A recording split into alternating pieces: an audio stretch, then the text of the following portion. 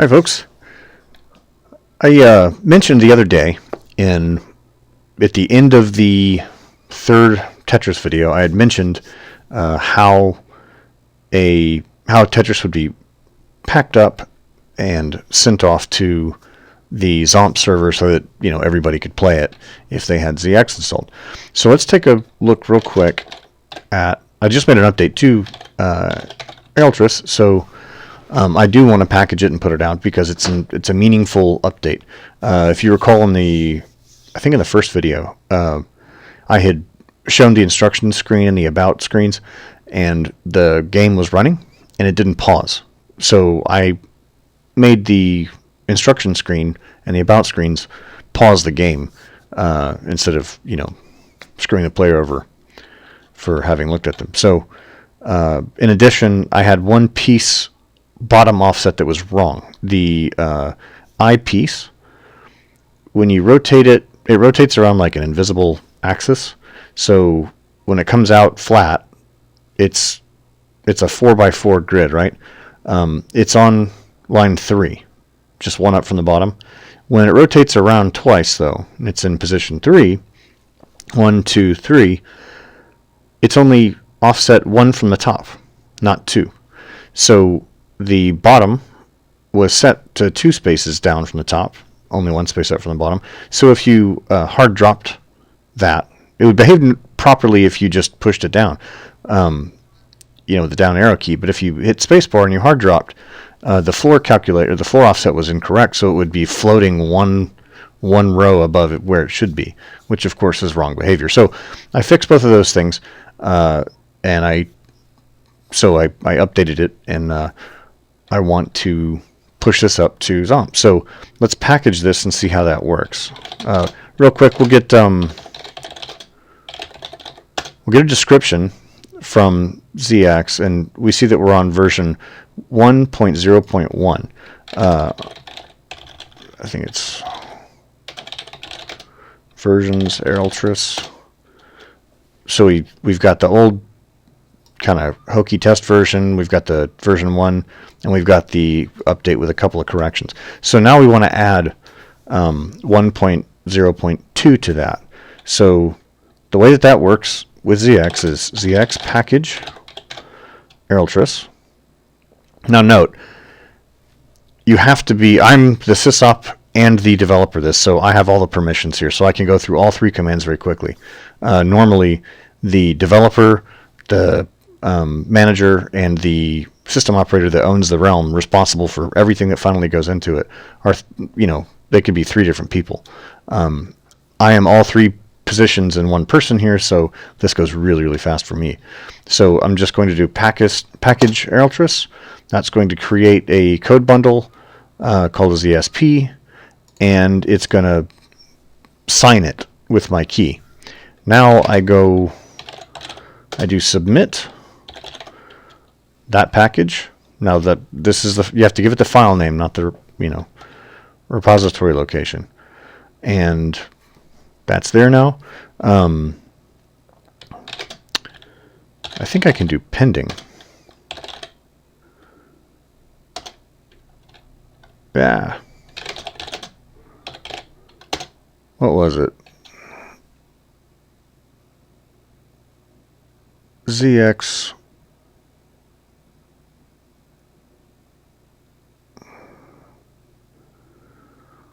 list pending package name. Okay, ZX list pending.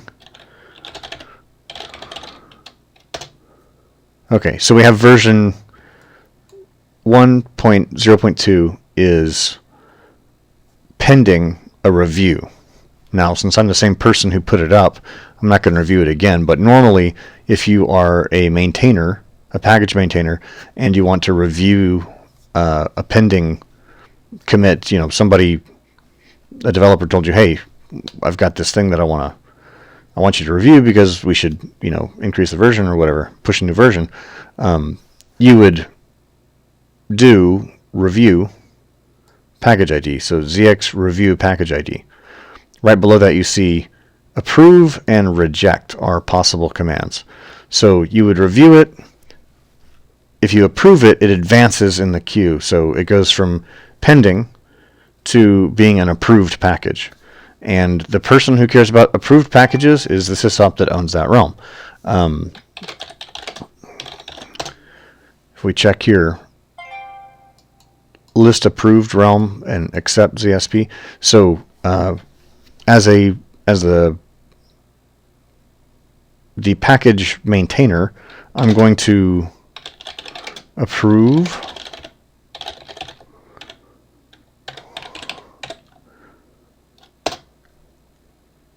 that. Now, if I look at list, there'll be nothing there. But if I do list approved, now this is realm wide, right? So I'm going to list approved OTPR. I'm not going to list approved OTPR Altruist. This is something, if you could have 100 different projects going on in a single realm, and the sysop needs to see all of them so that he can pick what to review. So OTPR Altruist 1.0.2. Now the reason that OTPR is prefixed on this is you might be maintaining several different realms, and you need to specify the specific package within what realm you're looking to review or approve. So at this point, the sysop would normally do the same thing, ZX review OTPR Altruist 1.0.2. That would pull the ZSP file, open it locally for him. We can actually do that right here. So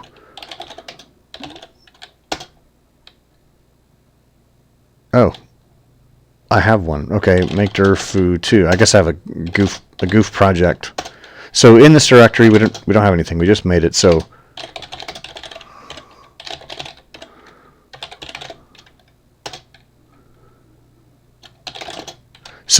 what we see is we have OTPR Altruist. We have a directory here, and from this spot,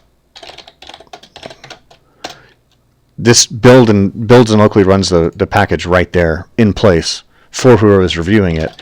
And you can go in here and inspect all the code and everything to make sure nothing's hokey.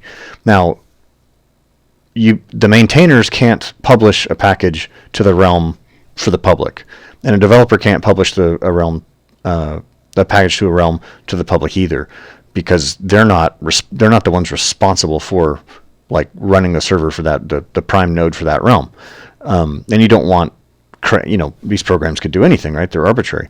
So the responsible party for that realm, the system operator himself, is the one that has to repackage this. And the purpose of repackaging is that the developer key, he can't publish a package finally. He can't accept it into the realm.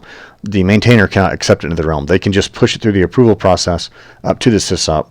And now the system operator needs to repackage this again, because that package needs to be signed with his key. Now, of course, I'm the same. I'm wearing all three hats in this particular case.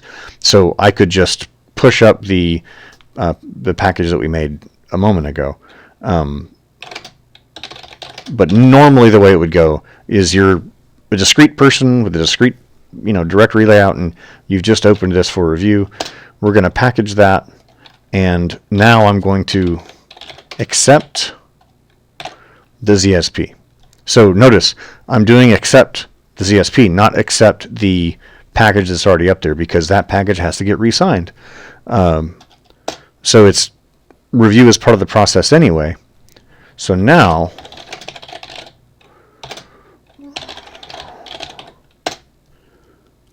we see that there. Now if we look in Vapor, for example, at Altruist,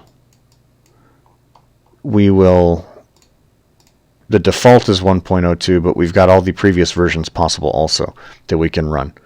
And if we run it, it's pulled, built, and it goes. So that was it. That's the publishing process. The developer packages whatever project he's working on and submits that bundle, the signed code bundle, to the realm.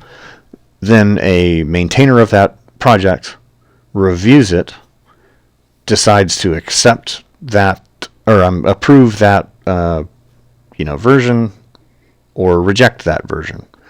And the final review is the system operator reviews that package, rebundles it with his key, signs it with his key, and then accepts it, which loads it up into the realm for final acceptance. And at that point, it's visible to the whole universe. Anybody who's got ZX can run that at that point. And that's it. That's how it goes. So I wanted to just cover that real quick because I haven't really given many ZX specific talks here, like in consulting with a client that wants to use it. Then of course we go over in detail how it works, but I've never done that on YouTube. So I may do some ZX specific videos at some point. There's a few things in ZX that can still be polished up. There's still quite a bit of beautification that can be done, feature inclusions and things, but the basic idea of a utility that pulls whatever code is needed at the time it's going to be run from a discrete distributed a set of nodes with code that's signed in those nodes, that's not coming from GitLab or GitHub or whatever, where the original authors could have moved things around. It's treating the repository task as a repository task, building a virtual execution environment, and running it with no background secret unannounced updates to dependencies or anything. All dependencies are fixed and locked, which is something that if you have business clients, they have got to. If you don't do that, they won't run stuff on client systems. You can get away with it in the web world, but you can't get away with it in like the corporate native application environment. So that's kind of the point of ZX, and giving end users an easy way to run stuff. So Vapor and ZX, there's a lot of work yet to be done on those, but this is kind of the basic idea of how it works, is that you've got a developer authority, maintainer authority, and final system operator authority. And anybody can create a realm, and you can mix and match dependencies across realms as long as they're visible to the node that needs to execute the code. It can find out where stuff is and run everything. And they automatically mirror off each other, so you don't have to really worry too much about that. So anyway, just wanted to show that. So thanks for watching, and have fun making stuff out there. Bye.